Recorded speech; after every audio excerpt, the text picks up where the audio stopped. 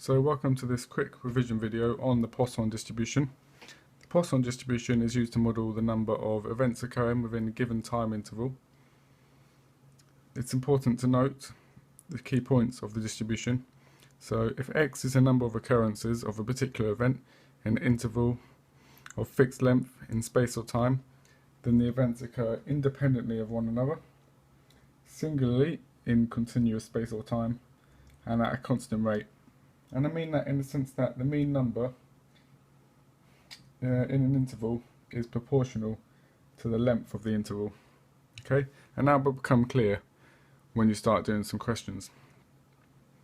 The formula for working out the probability of the random variable is given by the exponential to the power of negative lambda, where lambda represents our mean, times lambda to the power of x, a random variable, over our random variable factorial. Okay? If you wanted to work out the probability of being less than or equal to the random variable, you would use the tables as such in a binomial or normal distribution. It's also worth noting the mean is equal to lambda, and the variance is also equal to your lambda value. So the mean will equal the variance, and that's an important property of the Poisson distribution. So for the first example, I'm just going to go over a few basic questions, and then we'll move on to a hardier, wordier question, more like you're getting the exam. So we're told the random variable x is distributed with a Poisson distribution with a mean 6. Part A is find the probability of the random variable being less than or equal to 3. Well, very simple, just check our tables. Mean 6, random variable equal to 3. Answer is 0.1512. It's that simple. Part B, find the probability of the random variable being greater than 4. So we just do 1 minus the probability of the random variable being less than or equal to 4. Because remember, the tabulated value is the probability of x less than or equal to our random variable. And all the probabilities must add up to 1, so we can just do 1 minus the probability of the random variable being less than or equal to 4. So if we work that out, our mean 6, 4 is 0.2851. Work that out, 1 minus 0.2851 is 0.7149. Okay? Part C, the probability of a random variable being equal to 5. So, there's two ways of approaching this. We could use the formula, which is the first method. Remember, probability of x equaling x equal to e to minus lambda times lambda to the power of x, lambda being our mean, over x factorial. Okay? So if we apply this formula, exponential to the power of our mean minus 6 times 6 to the power of our random variable 5 all over 5 factorial. And if you type that in your calculator, you should find that it comes to 0.1626. But I did say there was another way to approach this.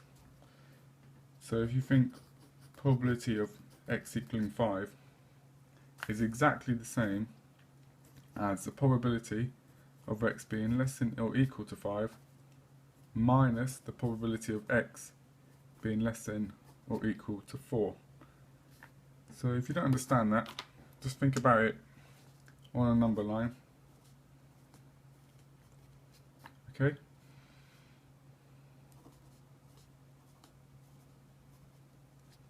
So you want probability of x being less than or equal to 5, which would be all of that there, minus the probability of x being less than or equal to 4, being all of that there. So So that will just leave you with a probability of x equaling 5. So if we work that out in our tables, the probability of x being less than or equal to 5 with a mean 6 is 0.4457. If we find 4 on our tables, 0.2851. Work that out and you should find you get exactly the same answer. Part D, the probability of our random variable being less than or equal to 7 but greater than 2. So if you want, you can use a number line again. It's the same theory, same principle behind it. We can do the probability of x being less than or equal to 7 minus the probability of x being less than or equal to 2. Okay, just use the tables again to work that out. 0.7440 minus 0.0620, and you should find that comes to 0.6820. So example number 2, a textile firm produces rolls of cloth, but slight defects sometimes occur. The average number of defects per square metre is 2.5. Use a Poisson distribution to calculate the probability that a 2.5 metre squared portion of cloth bought to make a skirt contains 0 defects, and a 4 metre squared portion of cloth contains fewer than 5 defects. So let's crack on with part A. First thing we're going to want to do to approach this type of question is define our random variable. So we're looking at a 1.5 metre squared portion of cloth. So we'll let, say, x equal the number of defects in 1.5 metres squared of cloth. Okay, so now we have to work out our distribution to actually solve the question. And now we are told up here the average number of defects per square metre A is 2.5. 2.5 per square metre. However, we are dealing with 1.5 square metres, so we simply do 1.5 times 2.5, which is 3.75, and that's our new mean for 1.5 metres squared of cloth. So we can say x is distributed with a Poisson distribution with a mean of 3.75, and we want to work out the probability that the skirt contains no defects. So the number of defects in 1.5 metres squared x equals 0.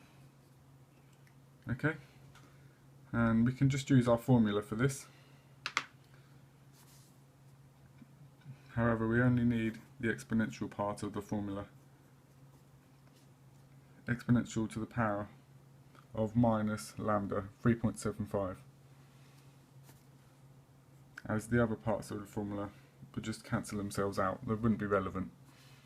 So we don't need to bother writing them in. And you should find that comes to 0.02351 and so on, which we can round to 0.0235 to 3 significant figures. So part B, a 4 metre squared portion of cloth contains fewer than 5 defects. So we do the same thing as we did in part A.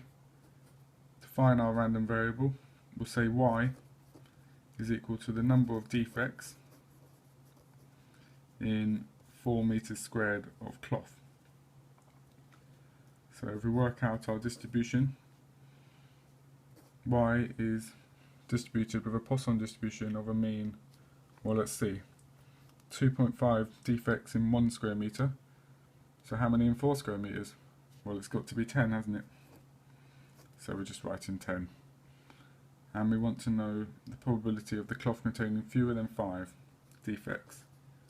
So the probability of y being less than 5, which is the same as the probability of y being less than or equal to 4. And we can just look up this value on our table, mean 10, our random variable equal to 4, and we should find it comes to 0.0293.